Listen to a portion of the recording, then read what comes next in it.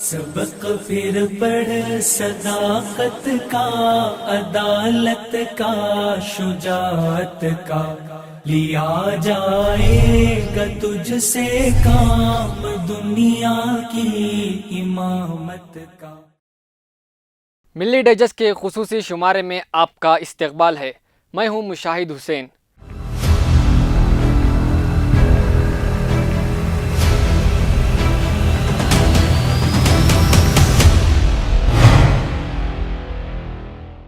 دوستوں، سپٹمبر 17، 1948 1948 سقوط دکن یعنی police action کی وہ داستان جو مسلمانوں کے خون سے کھیلا گیا، جسے پولیس ایکشن کا نام نہیں بلکہ ملٹری ایکشن کا نام دیا جائے تو بہتر ہے۔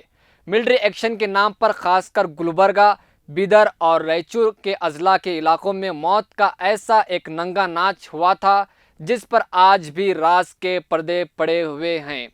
ہر جگہ بدحالی کی ہوائیں، یتیم بچے اور اجڑی بستیاں نظر آتی ہے۔ ناظرین، بات ہے بھارت کی آزادی کے بعد سے، جب سردار پٹیل پوری ریاستوں کو جوڑ کر انڈین یونین کے انڈر لانا چاہتے تھے۔ اس کے بعد سردار پٹیل نے حیدرآباد دکن میں پولیس ایکشن کرایا گیا تھا۔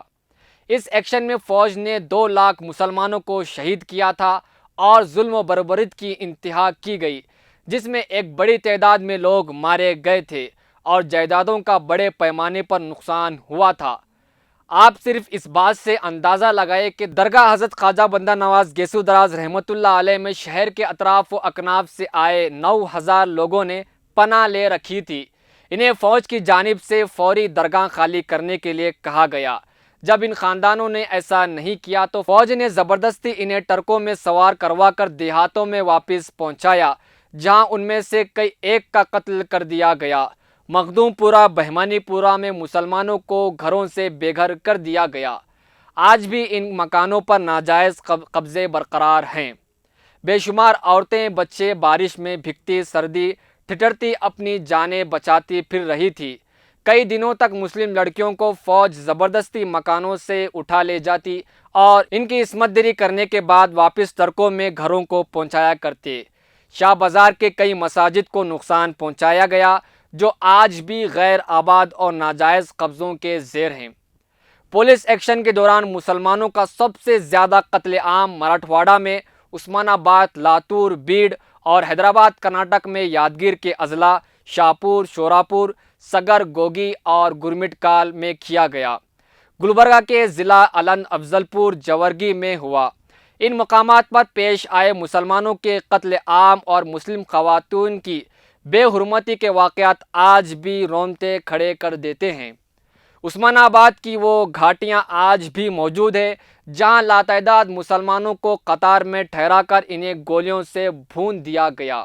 بیدر میں 2 دن تک بھارتی فوج کی بمباری جاری رہی، مسجدوں کو شہید کر دیا گیا اور مسلمانوں کو گھروں سے لوٹا گیا اور ان کے کھیتوں پر قبضہ کیا گیا۔ مسلم عورتوں کے ساتھ زیادتی کی گئی۔ اس پولیس ایکشن کا جائزہ لینے کے لیے اس وقت وزیر اعظم پنڈت نہرو نے مولانا ابوالکلام آزاد کے اصرار پر پنڈت سندر لال کمیشن تشکیل دی گئی۔ پنڈت نہرو نے پنڈت سندر لال کو پولیس ایکشن کے خون ریزی واقعات کے تحقیق کے لیے روانہ کیا۔ انہوں نے اپنی رپورٹ میں لکھا تھا کہ میں نے باولیوں کو خواتین کی لاشوں سے بھرا ہوا پایا۔ ضلع بیدر اور یادگیر کی ندی نالوں میں انسانوں کا خون اور پانی ایک ہو کر کئی دنوں تک بہتا رہا۔ مسلمانوں کو اس قدر بھیانک تباہی و بربادی کی ظالمانہ کارروائی کی جد و جہد آزادی قرار دینا اور پھر اس کو سرکاری جشن منانا مسلمانوں کے زخموں پر نمک چھڑکنے کے مترادف ہے۔ سندر لال کمیشن کی رپورٹ کا وہی حشر کیا گیا جو بابری مسجد کے انہدام اور اس کے بعد ہوئے مسلم کش فسادات کی تحقیقات کرنے والے لیبرہن کمیشن اور ممبئی فسادات کی تحقیقات کرنے والے سری کرشنا کمیشن کی رپورٹوں کا کیا گیا۔ دیا ہے انضمام سلطنت کو جشن نو کا نام، یہیں پر تو ہوا معصوم انسانوں کا قتل عام۔ ہمارے شہر میں لاشوں پہ چل کے لوگ آئے تھے، جو قاتل تھے انہی کو حکمرانوں نے دیا اکرام۔ نظام حیدرآباد ان حالات کو دیکھتے ہوئے 17 سپٹمبر 1948 1948 کی شام ریڈیو پر اعلان کیا کہ ریاست حیدرآباد کو ہندوستان میں ضم کیا جائے گا۔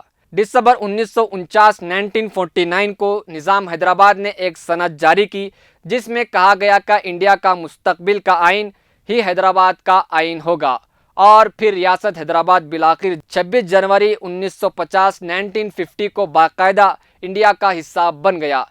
यही वो दिन है जब इंडिया में आइन नाफिज किया गया।